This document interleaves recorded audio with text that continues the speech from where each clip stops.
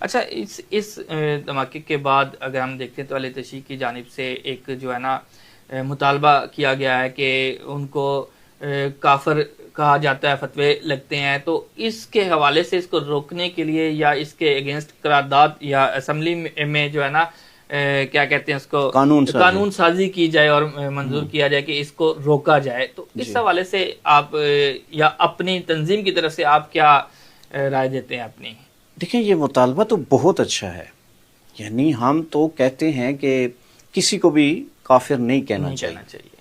اور جس کو اسمبلی نے کافر قرار دے دیا ہے اس کو مسلمان نہیں کہنا چاہیے اور باقی کسی کو کافر نہیں کہنا چاہیے۔ لیکن میں ایک یہ بات آپ سے گزارش کروں کہ اہل تشیع کی طرف سے یہ جو مطالبہ آتا ہے ہم اس کی بھرپور حمایت کرتے ہیں، ایسا ہونا چاہیے۔ اور جو ہم لوگ ہیں، یعنی ہم بریلوی اسکول آف تھاٹ سے تعلق رکھنے والے ہیں، ہم تو کسی کے خلاف کوئی کافر کافر کا نعرہ نہ کبھی ہماری صفوں سے بلند ہوا، نہ ہماری میٹنگ اجلاس یا جلسوں میں ہوا،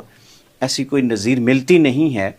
لیکن میں سمجھتا ہوں تھوڑی سی آپ نے یہ بھی، شاید یہ میری تلخ بات ہو لیکن سننی پڑے گی، کہ اہل تشیع کو بھی اس چیز پر بیٹھ کر فیصلہ کرنا پڑے گا۔ دیکھیں، جہاں بم دھماکہ ہوتا ہے اسی علاقہ کے اندر تقریباً 3 سے 4 سال یا 5 سال پہلے ایک مجلس ہوتی ہے جس میں حضرت ابوبکر صدیق رضی اللہ تعالی عنہ کو کافر قرار دیا جاتا ہے اور کہا جاتا ہے، معاذ اللہ ثم معاذ اللہ۔ جب آپ ریزن فراہم کر رہے ہیں نا، مثلا میں نے کسی کی برین واشنگ کرنی ہے، کسی کے خلاف بھی کرنی ہے، تو مجھے اس کے لیے کوئی ریزن چاہیے۔ جب آپ خود ریزن فراہم کر رہے ہیں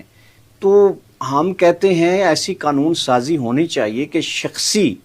اور کسی کے فرقے کو کافر قرار نہیں دینا چاہیے، لیکن جو مقدسات ہیں،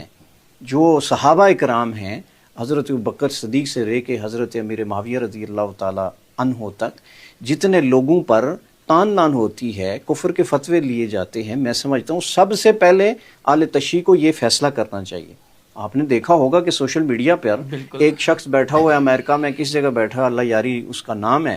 اور وہ سر عام بولتا ہے، اور اس مکاتب فکر نے آج تک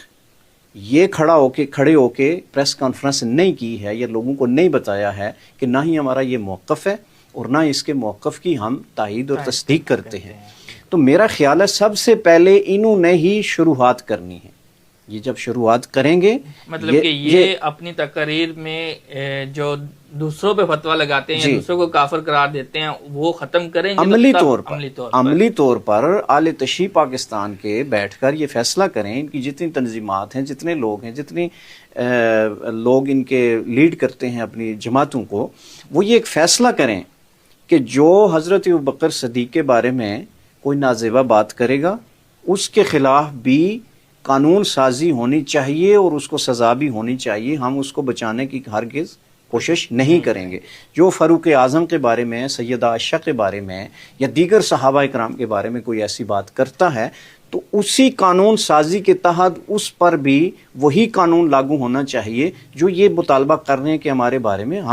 میں پہلے یہ کہہ چکا ہوں کہ ہمارے ہاں سے کبھی بھی کوئی ایسا نعرہ نہیں لگایا گیا اور نہ ہی ہمیں کسی ایسے نعرے کی تائید کرتے ہیں۔ یعنی اگر کسی کی صف سے، کسی کے جلسے سے ایسا کوئی نعرہ لگتا ہے تو ان کو سوچنا چاہیے کہ آپ ریزن فراہم نہ کریں۔ تو میرا خیال ہے یہ تکفیری سلسلہ جو ہے پاکستان کے اندر یہ بند ہونا چاہیے۔ ایک دوسرے کے مسالک کا احترام ہونا چاہیے، ایک دوسرے کی مساجد کا احترام ہونا چاہیے اور ہم آہنگی ہونی چاہیے۔ اور یہی وجہ ہے کہ جب ہم آہنگی ہوگی تو اس طرح کے سانحات اور واقعات سے بھی ملک جو ہے وہ بچا رہے گا۔